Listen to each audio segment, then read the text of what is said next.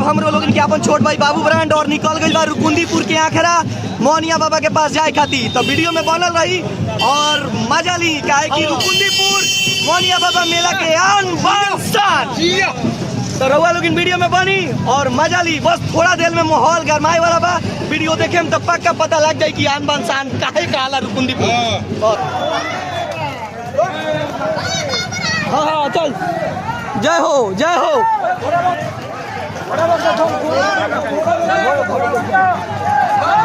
जय हो जय हो जय हो जय हो जय हो जय हो।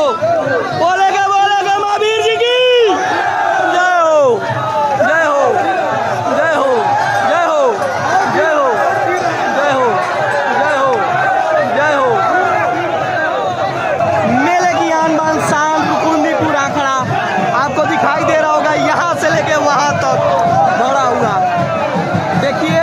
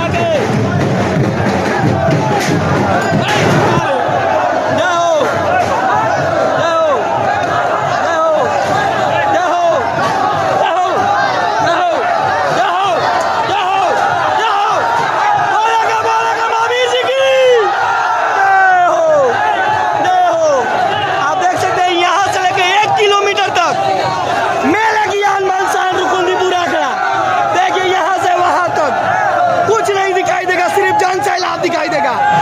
ये होता है पावर ऑफ रुकुंदीपुर।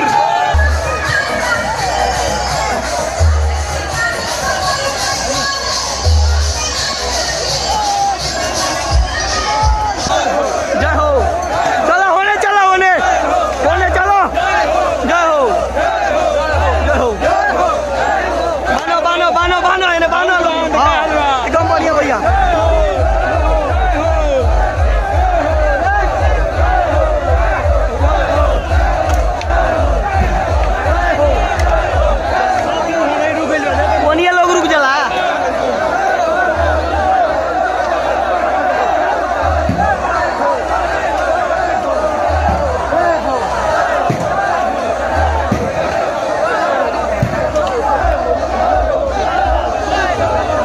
मोनिया बाबा मेले के आन बान शान रुकुंदीपुर आखिरा फाइली मोनिया बाबा के पास पहुंच गई बाटे।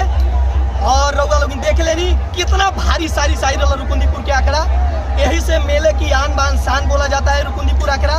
पावर तो यही से शुरू होता है और यहीं पे खत्म होता है।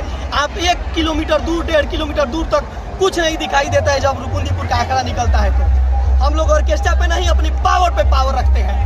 और आप लोगों को वीडियो कैसा लगा एक बार लाइक शेयर सब्सक्राइब जरूर कीजिएगा। बोलो मोनिया बाबा की मोनिया बाबा की चलिए तो आप लोग लाइक जरूर कीजिएगा और जहां से भी है कमेंट जरूर कीजिएगा कि आप कहां से देख रहे हैं। Love you bye tata. फिर मिलते हैं अगली वीडियो में।